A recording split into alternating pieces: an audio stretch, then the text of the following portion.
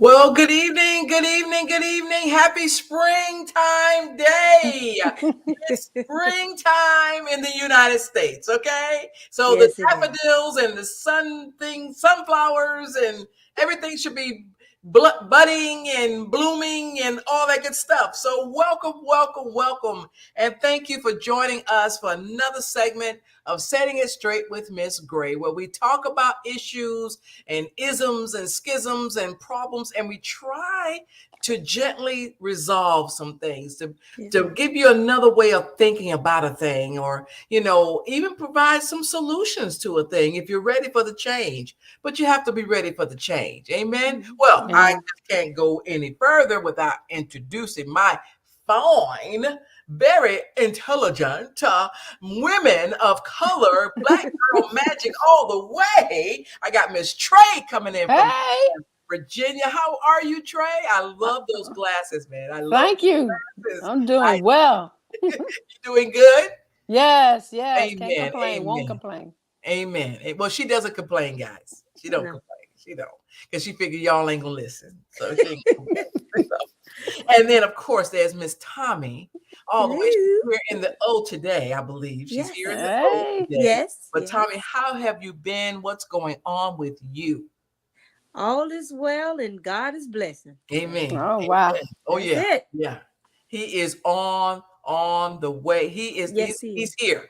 He Yes, is he is. here. He is doing it. All prophets are saying the same thing. We are That's all right. saying the same. And when we all say the same thing, that God is already there. He's already in the midst. He's already taking care of That's it. business. We've got some things that's coming. And life is, you just got to make sure you're walking a fine line here, being respectful of people, Yes. getting rid of the dead weight as well, trimming the Mhm. fat if you would. Yeah. You just can't take everybody cannot go where you're going. No. Everybody cannot go where you're going. And No, you don't. I know you've got the kindness of hearts and you want that, but that's just not God's plan. And if you study his word, you will see this for yourself. You'll see it for yourself. We're not making this up. We're not trying to be mean. We're just setting it straight. That's it. And you got to understand it. We're in some trying times. And I Very. know people like to Mhm. say, oh, we're in the end time. No, we've been in the end time. I want people to understand we've been in the end time since Adam and Eve fell. That's right. The end time didn't come up when Columbus founded America. The end time didn't occur when Hitler and tried to as he killed the Jews. No, the end times began when Adam and Eve fell and was casted out of heaven. We're just closer to the ending of time. Mm. That's the difference. We're closer, and every minute of the day we Mm. get closer. And that's the hey, hello, how are you? That's what you have to understand. This is how is what you're saying, Mhm. because I know most people. Then most people are not taking these times seriously, Mhm. and it's nothing to be scared about if you're a believer. If you have faith, it's nothing to be scared about. But we're watchful, we're looking, we're aware, and we're knowing how to pray Pray. about the scenario Mhm. and the situation. Amen. Amen. Amen. So tonight, keeping with the fact that this is still Women's History Month, Mhm. and we're talking about, things that do affect women. It affects men as well. We're not going to leave you out. We'll bring you back up Mhm. shortly. But for right now, until the end of the month, we got one more Monday, and then that's the last Mm. Monday of the month. And 3 Mhm. days after that, we're done. April is here. Yeah. April will be with amongst us in 2 weeks. That's We're right. here. So whatever you're not getting done now, you fast forward it, do whatever you need to do, Mhm. knock it out, take it off Get the it list. done. Mm-hmm. Get it done. Take it off the list if you have to, and put it on next month's list. Mhm. So tonight, what we want to talk about is a little combination of sisterhood. I'm going to stay there first. And then we're going to talk about queens and princesses. I don't want to say queens versus princess. Right. I want to say queens and being a princess. Okay. Yes. But let's talk about sisterhood Mm. and what that means and how it has evolved, because I think it's evolved. I'm looking at my family, I'm looking at folks around me, families. Sisterhood, there's some families, your sisters, and that's it. Y'all can fuss, you can disagree, you don't have to like each other, you don't have to like your mates and stuff, and we're sisters. Then we have friends who've been tight and close, ride or die. I'm there. Some have taken it to different extremes, but Mhm. there's a sisterhood there. Then we have our sororities, of course, and there's supposed to be a sisterhood there, a Mm-hmm. trust and honesty. But what makes up a sisterhood? What is the ingredients in knowing that I can rely or refer to you all as my sisters in Christ? See, that's a different culture too. I have colleagues that are sisters to, we act sisterly towards each other, but then I've got, sisters in Christ, and those are different. So let's talk about that, ladies. When you hear sisterhood, what sort of definitions or words or adjectives come to your mind when somebody said this is a sisterhood? What are you expecting to find? Like-mindedness, Mm. something in common, common goal, Mm-hmm. common purpose, um, interests, hobbies, passions.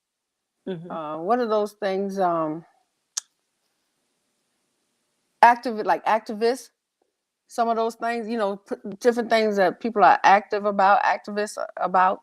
I'm not saying that correctly because I'm drawing a blank, but I think that the common interest among women. And you can find it in all different ways, because you may have a sisterhood here that you went to school with, and you all thought the same way. You pursued life in a same way, but just a different path. But then you also have your sister that's supposed to be your blood sister or your god sister or whatever. You have those relationships too. And you can have a sisterhood and friendship all mounted up together, but you can be in different, I want to say, areas of your life. Mm-hmm. You can have a spiritual set of sisters. You can have your childhood set of sisters, and all of it still evolves you, but yet you affect each one of these areas or these different groups of sisterhoods or unities in a different way. And they all can still mean something positive. They don't have to be negative. And to give a great example, how we are like sisters. You know, if we needed to vent, we can. Do we worry about it going anywhere? No. It's between us and how we feel, or needing to get something out so that we can later go toward how we're going to go through and clean it up or fix it or straighten it out or be able to manage. So sisterhood can be a lot of different things to help each other. And I think that's what God designed it to be, where we can help one another. Having a trustworthy friend, having loyal friends, like you said, ride or dies. It's all about that. And it's not about backbiting. It's not about backstabbing. It's not about talking about, well, her dress was too short or her dress. If you ain't bold enough to go to your sister and say, baby, girlfriend, that's not right, appropriate. And you need to be honest. And if you can be honest with that friend and tell the truth up front, and yeah, you might get a little, but then you know that that person told you in love and they mean you well, because everybody doesn't mean you well. So those are, My true friendships are the ones that we can be honest with each other, tell each other how we feel and what's going on, not worrying about it getting out in the streets, but yet can collaborate with me and say, well, how can I fix this? Or how can this get better? It's being honest. Yeah, sisterhood for me is loyalty. It's that loyalty, but it's deeper than trust, it's deeper than counting on. That's that loyalty that you got my back. You're not going to have anybody talk about me. And like I agree with you, Tommy, with the fact that we could be honest with each other. Now, I'm going to tell you right now, the Lord has had me in truth only mode. I cannot even try to lie. God will fix it, but I don't have to even think. And how am I going to say this and not hurt somebody's feelings or not come off being so abrasive? Or I've been called that before, and I'm not abrasive. I'm assertive, but I'm not aggressive. And but people want to they want to label you, because people want to label you. So, but I love the loyalty and um I've seen people in other friendships, or they've had friendships, they've known people for years, and they paying bills for each other because they can't get the credit and all that. Then all of a sudden you start acting a little, like you don't have amnesia because you don't forgot what you did, and they done paid your bill off, but you ain't paid their bill off. And then I've seen it where you go and live together, and you really didn't know that person. You thought this was your girl. You thought this is going to be okay, but her lifestyle. I have had court ordered people who got caught with and had to come to take a impulse control class, because they're stealing, and I'll say, okay, were you the driver? Did you get up that morning thinking, okay, I got to do something different today? No, not really. But I know when she wanted to go to Walmart, I knew, is she helping you pay all these bills and these fees now? No, she's not, and she didn't get caught. It was your baby stroller that you was putting the stuff in. Oh, you'd be surprised at the stories I hear. And I'm like, oh my God. And then the person, so if you know somebody's behavior, you know how they are, why go that route? Come on. I'd rather tell you, look, text me what you need. I'll go get it from the store, and then I'll bring it to you. You got to pay me. On the judge shows, I watch the judge shows faithfully every day as I can. And there's never, out of all the 4 or 5 judges that are on, there's never a day that goes by that somebody trusted somebody and they loan them the money. I didn't ask her to loan me, or they bailing them out of jail. I didn't tell you to bail me out of jail. It's like, well, no, well, we're friends though. I mean, I don't see what's wrong with that. I mean, you would do that for me. No, I would. Oh, then it just blows up and explodes. So sisterhood is, you're supposed to be able to have faith, but the Bible tells us, have faith in no man, no trust in no man. So what do we do?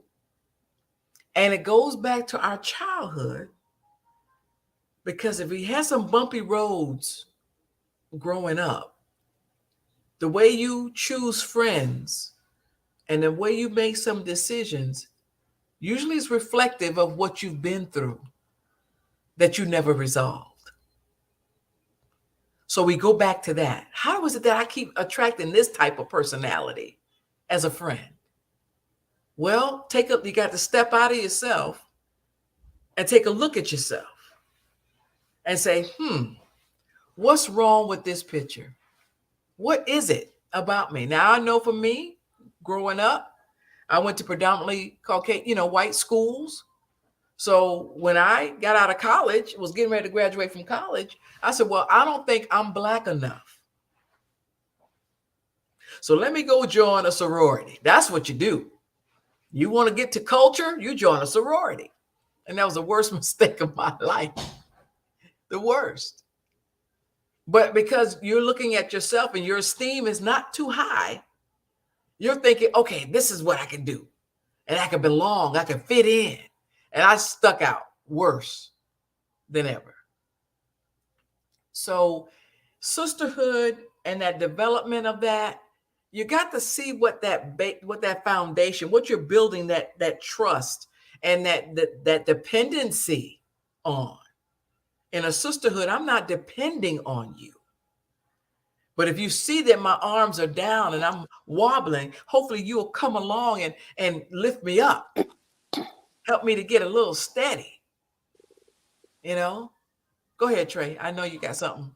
Yeah, I was just thinking about what you were saying. But when you go into anything, sisterhood, sorority, fraternity, um, whatever path that you choose to take, you have to think to yourself, what are you looking for? What are you looking to get out of it?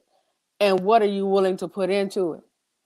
And so it's going to be give and take. So, I'm very fortunate to have friendships, have colleagues that turned into friendships. I mean, look at us, Leisha. Look at us, Tommy. It's like-minded people, and like-minded people. You don't want to say that all like-minded people need to, because some shady stuff. You don't always need to associate with that, simply because it's not going to have a great end result.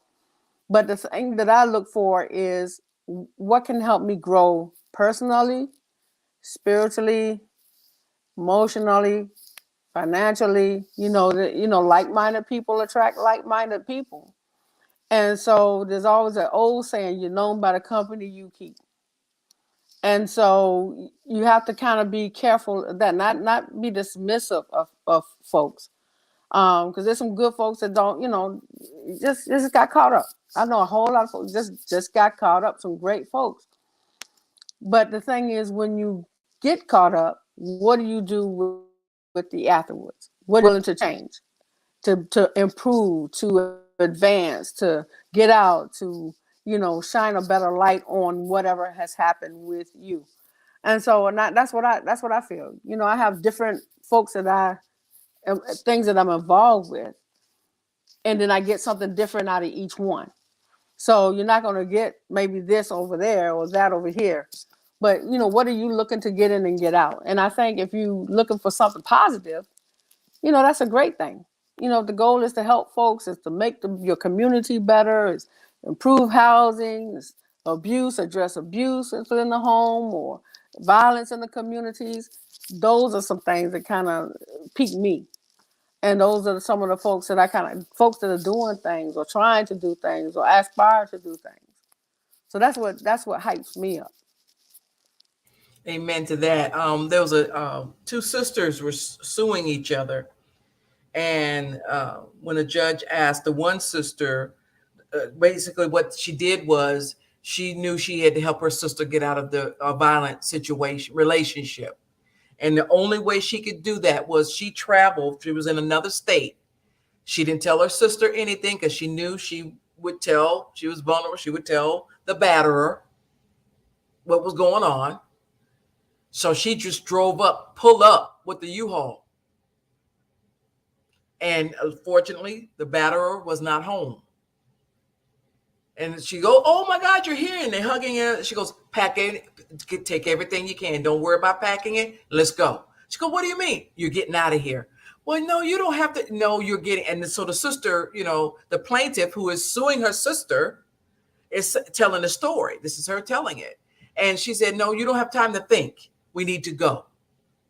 And we need to go right now." And so she went on. So the sister, the defendant, comes along and says, "Well, my sister, she's older, and you could tell, you see, she's kind of bossy." And the sister looked at her. She said, "No, I'm not bossy. I'm tired of the phone calls and you screaming. And he's trying to take the phone from you. And I am 1,000 miles away from you, and there's nothing I can do." So one day I just said, "You know what?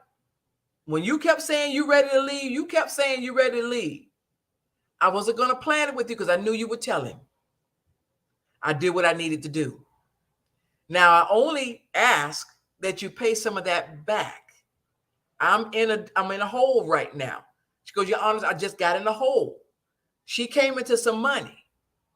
I'm looking at her like, okay, not that you owe me, but you're not even thinking about me.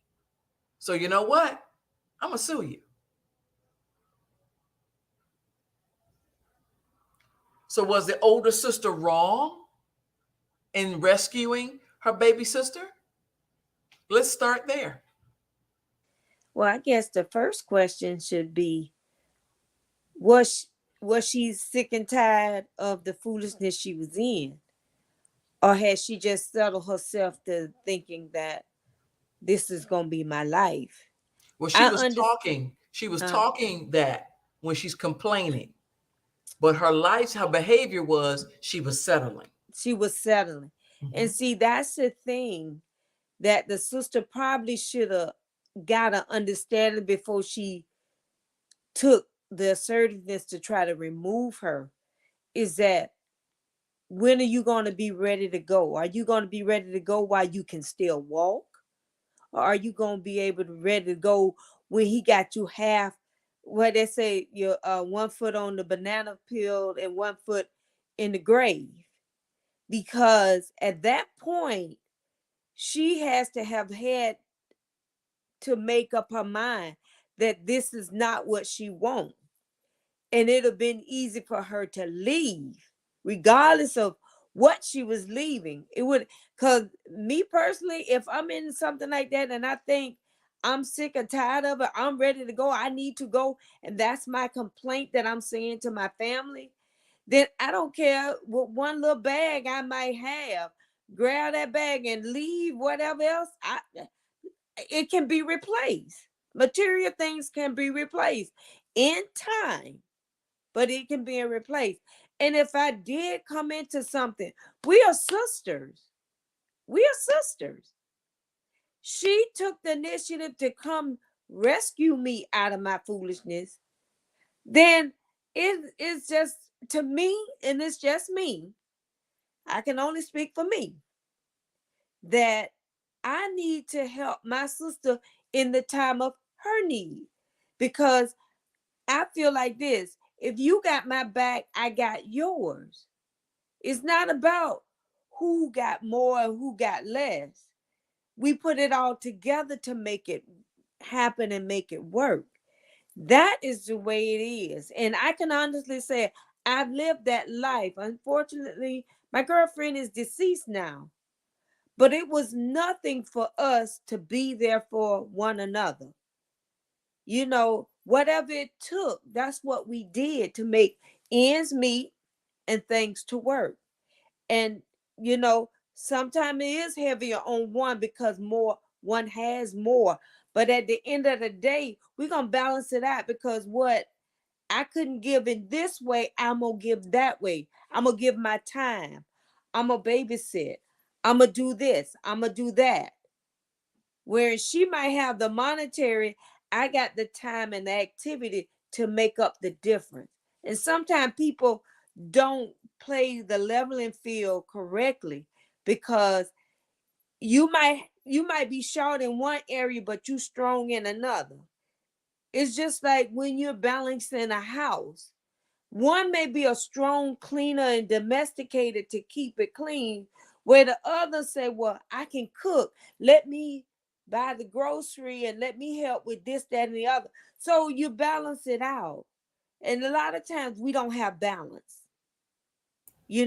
One expect one to do more than the other. You have to be a consistent to the point of where you make each other balance. That's what I think it takes to be in a balanced relationship, whether it's sisterhood, marital, whatever it is. There should be a balance. And that's where I think, well, that's a sticky situation to say who was right and who was wrong, because it just depends on whether that sister that was in a situation, was she ready to get herself out of it. I would have waited to make sure she was ready to go, wherein I pull up, I got this one bag, let's go, I'm ready.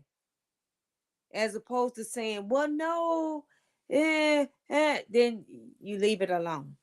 You leave it alone. So am I to understand that the one that was suing was the one that took the initiative to go get the sister? Well, my take on it, before you do all that, what are you expecting? Before I would have made a trip, if I were the big sister, what was I expecting? Was the goal to go and help my sister, or was the goal to, without even, or was my goal to help by any means necessary, not thinking about the financial burden it would have placed on me? So if the goal was to save my sister, I don't know if I would have taken it to court. That's just me. If my sister needs my help and I'm able to help, and if I take the initiative to do, just pack up and just go, then I'm doing that because I want to see her safe, or I want her the betterment of her. If she comes into money, then it's up to her. If she does, that's fine. If she doesn't, that's fine. But you also have to have a plan too. What is your end goal? Is it to get into a burden, which I know no one expects to, but she's accomplished it if she got her sister out of the situation.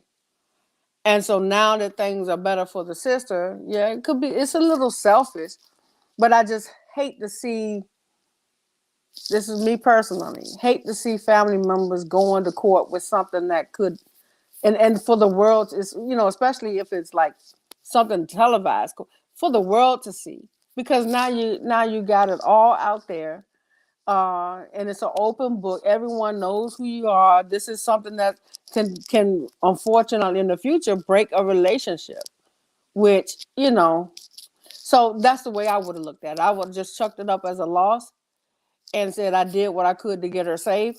What she does, that's on her. If she does, fine. If she doesn't, fine. But that's the way I would look at it. But that's me. But also just to piggyback of what you said, Trey, what was the motive from the beginning?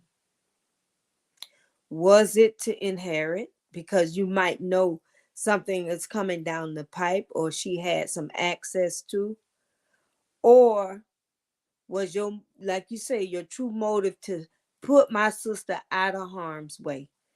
Point blank, end of story. You don't owe me anything. If you give, it's because you give. If you don't give, it's all good.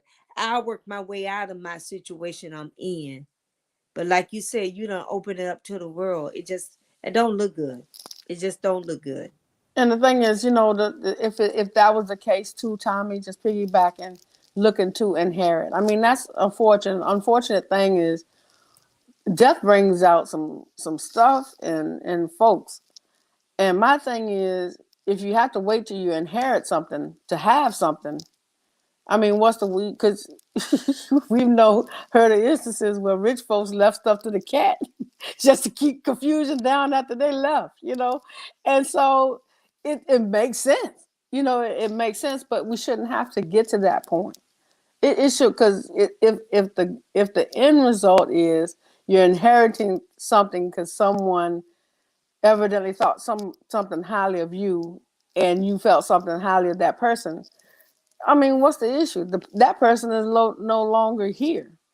And so, not saying it's irrelevant inheritance. It might be okay, but it's the thought that counts. People thought of you enough to leave you, but don't go doing things thinking that this is what you're going to get, because you don't know.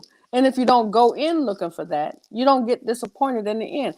Do things from your heart because you feel you're trying to make a difference, not because you want to get something out of it. So if you're looking to get something out of it, I suggest just don't do it. When I'm saying something in return, Gotcha. not other than helping someone. Right. Well, the windfall that the daughter, the defendant, the other sister received, nobody was expecting that. I'm not sure. Wait, she was in an accident maybe, and she got a claim resolved or something like that. So she got a little patch of money. But being an older sister, I wanna just go with, because this, she really wasn't expecting anything. She didn't. Um, She did, for what she said, she didn't, she just didn't, she got tired of it. Her sister, she just know the next call she was going to get was that her sister would be dead. And I think she had a couple of kids. So she said, I've got to go do this. And I have the means to go do this. And she did say to her, because she turned to her, she goes, I've said to her, Your Honors, on the phone, are you ready to can you leave there? And what she would always say, I don't have the money. I can't leave him. He controls the money. I can't leave him. So I'm an older sister. So I am going to go. Hang on, guys. Sorry.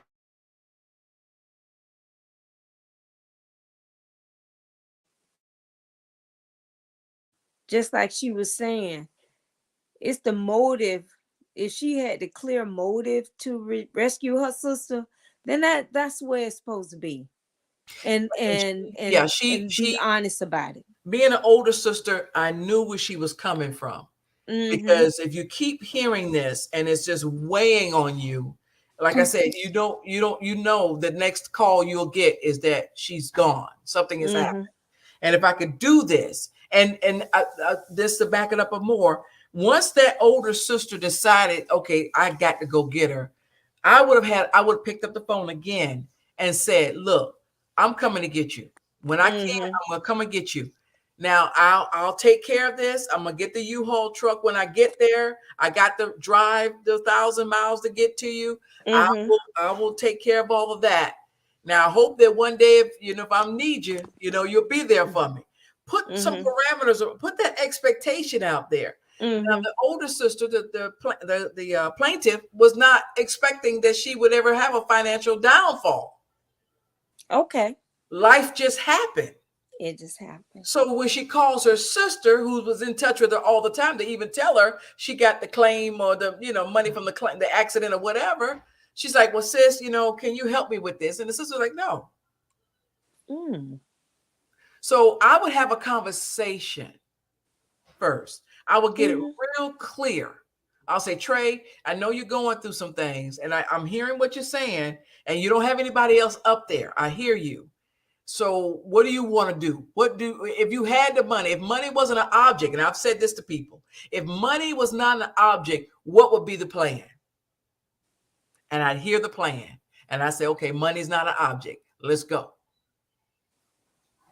Let's go. So You know, and I would have to look at too. So what if, just looking at, I always play devil's advocate, so excuse me. But what if the one that was rescued never did get a windfall?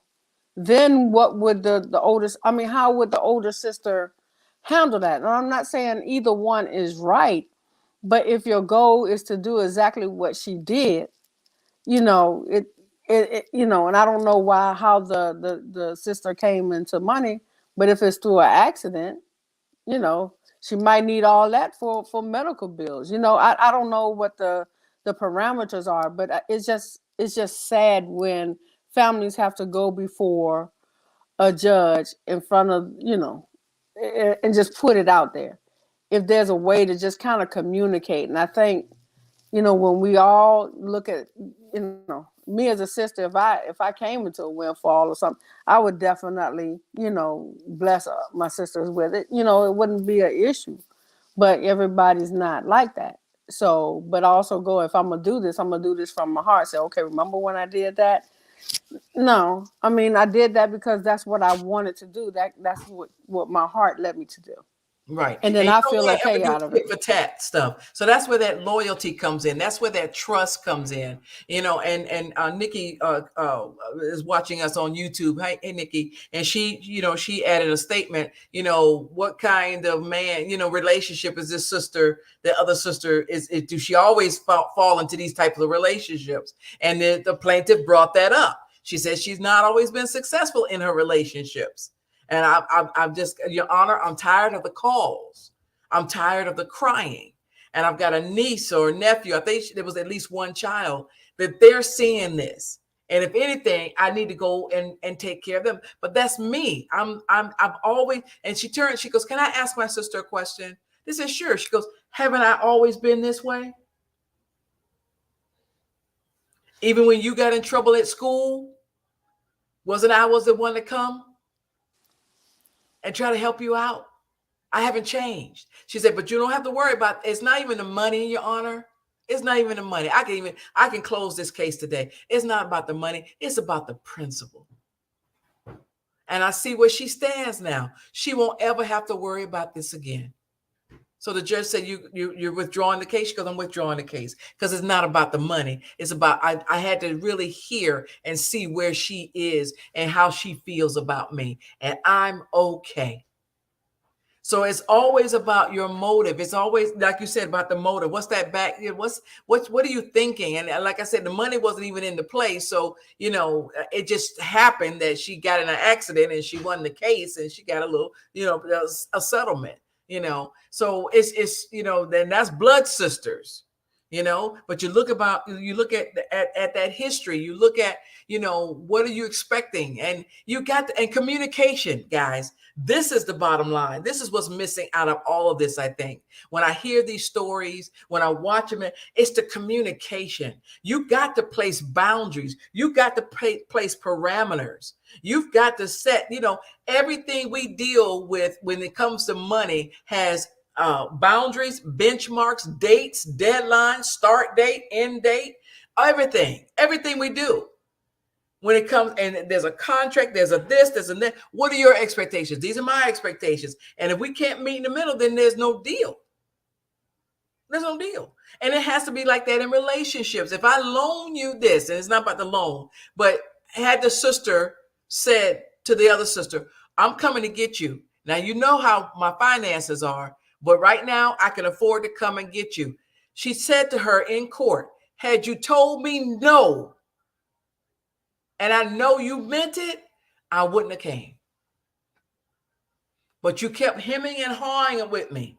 You kept hemming. So I was like, forget this. She's not going to make up her mind. Let me go get her. And see, But you that's said to why. her, if you said to me, no, I'm not going anywhere. You didn't leave with me. Yeah. It'd have been a whole different story. And I would have. But she said, from now on, I've learned my lesson. I won't bother you again. It's your life. It's your life. And see, whether she realized it or not, she just lost her background. I'm sorry, her backbone, because she would be there for her through whatever she was going through. And but like I said too, now you laid out that there was no true underlying motive but to get her sister in safe ground. And then at the same time, she loved her. You can tell she genuinely loved her sister with with all her flaws or whatever. Like you said, she had history, she knew. So it didn't matter about her. She just wanted her sister to be safe. Her niece or nephew or whatever the case may be, no longer seeing this foolishness till they think that this is supposed to be normal and the way of life. That's where that vicious cycle continue to repeat itself. So I agree, that was sad. That's Yeah, sad. it is sad. But I want to gently now move away. We only have about 10 minutes, but I want to move into beginning the conversation about being a queen and being a princess. Very gently, because I know we probably about 6 people they'll stop following us, because everybody thinks everybody's a queen. Now, God's kind of taught me this. My mother didn't teach me this, but God has taught me. And as I study the word, I look at Queen Esther and her court and Queen of Sheba, and Judge Deborah, the prominent women in the Bible, even, Mary, the mother of Jesus, and everything, and just looking at that piece. And then I look at the world, and then I look at Queen Elizabeth, and, understanding what a queen. So I looked at the definitions of queen, and it has some definite definitions, and we'll go into that next week. But I wanted to at least begin this conversation and where it came from. My daughter and I go to pop-up shops, and I've been going with her for a little bit. And there was this little girl, and I have to say little girl because she's young, way younger. She's got to be maybe my daughter's age, but this is little girl. She's got this huge banner. She's got her face, her body, and everything, and she got on this. And she's like, I'm a queen, and I'm like, okay, what makes you a queen? Because you're only 20 something years old. And so I know, and people got different definitions, and we were talking about it in our meeting, and you're right, Trey. For what I can see, people used or entitled tell somebody, "Oh, you're a queen. You're such a beautiful queen," to uplift somebody. But being a queen has some heavy weights, heavy expectation that comes along with it. It's not just you're walking around with 18-karat gold crown on your head. It's it's expectation. It's a way you behave and carry yourself. It's how you're looked upon, and things like that. And a princess, I wish I was a princess. I think I was my daddy's princess without him telling me that, because of the way he treated me. My daddy, I would talk to daddy. I have got black and white pictures of us, and I'm outside, and he's pulling the weeds out the grass, and I'm standing up there just looking at him like, and just the conversations I've had with my dad over the years and stuff. So I think in that way, I was a daddy's girl, and he treated me with respect. They didn't spoil me at all. We never went without anything. We were just a common, regular family, and I enjoyed that. And for my daughter, I treat her, you are a princess. I've been treating her that way since she was very little, because you're delicate and you're to be treated a certain way. And you got to have certain mannerisms and certain behaviors as that of a young girl. And I don't want you growing up too fast, because I want you to learn all this stuff, because I intend on leaving a legacy behind. And you all, and I have two sons, they're a prince, and their cards, I used to have their greeting cards: Prince Donald, Prince Barry, and Princess Belicia. And that's how, and I'm training them and things like that to the best of my knowledge. I just think that, just like with all kinds of words, like the word empowerment, it used to really be strong and meant something. And now everybody's been using the word empowerment. So it kind of loses its flavor a little bit. To me, it just, don't say empowerment. Can you give me another word? What are you doing? What kind of service are you doing? How are you helping? Well, I'm going to empower them to do what?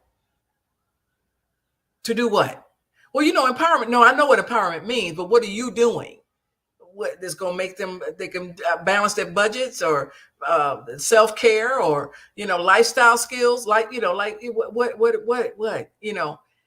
And it's just me. This is just me, but I got to talk this out because I couldn't take it anymore. And yesterday I saw it again, and I could hear, "Oh, hey queen," and I'm like, "Oh God!" I didn't even go to her table because I didn't want to hurt her feelings. Like, because I was going to ask her, "What makes you a queen, darling?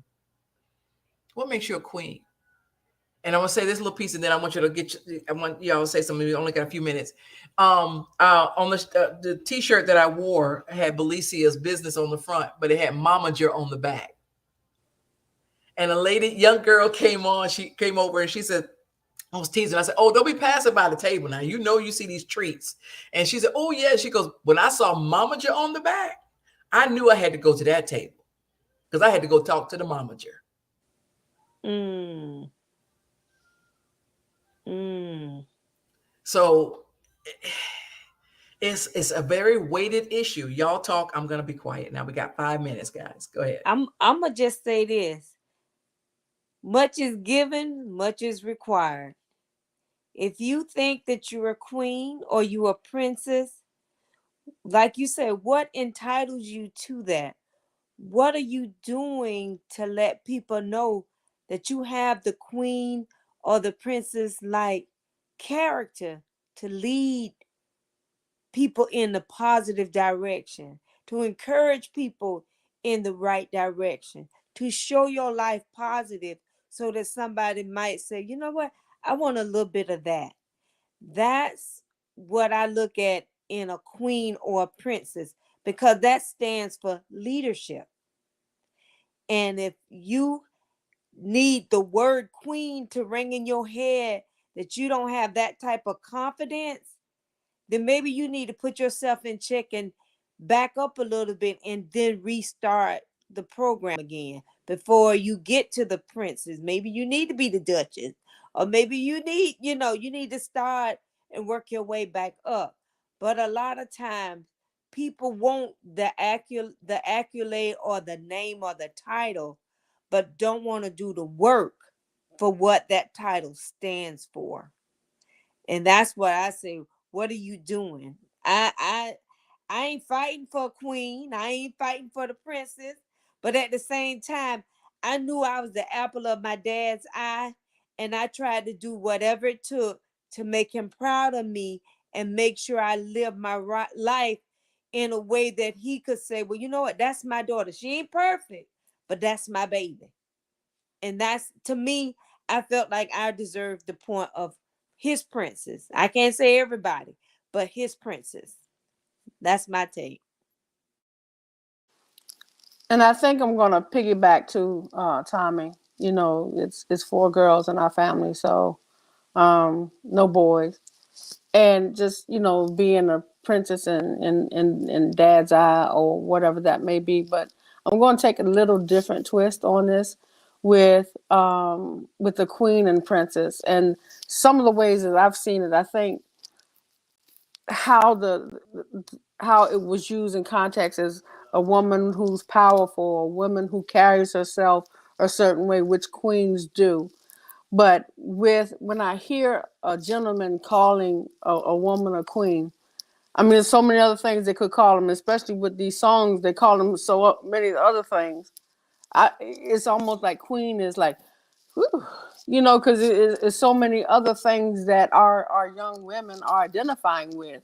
The B word, the W words, the other stuff that the T word, thought, all that stuff. They're identifying with other things. And I think maybe because uh, as a man thinketh, so of he, as he. Am I saying it correctly?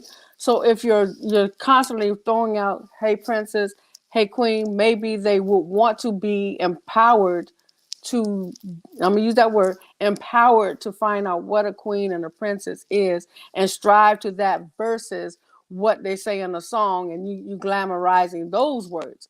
Because I can't stand those words. Those are, and why are we identifying and classifying ourselves of those words, those derogatory words that are in the song? It goes beyond just saying the words. It's, "Oh, I'm that, I'm this." No, no, no, no, no. And I think if we're throwing out that in the context to uplift, I'm kind of down for it. But then maybe the glamour, maybe the prissiness, maybe the cordialness, maybe that would draw them to say, "Hey, I want to be like a queen, or I want to be like a princess," versus this other stuff that folks could be saying. But that's just my take. Well, I I just want thank you, and we got 1 minute left, so I thank you. We're gonna definitely continue this next week, yeah. okay? Because I really want to get into this, but it's all about education.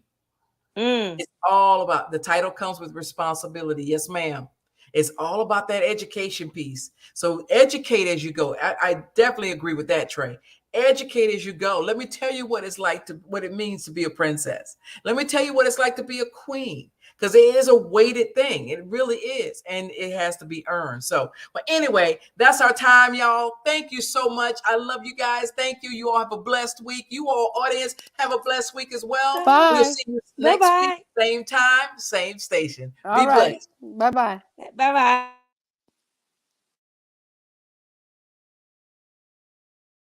bye.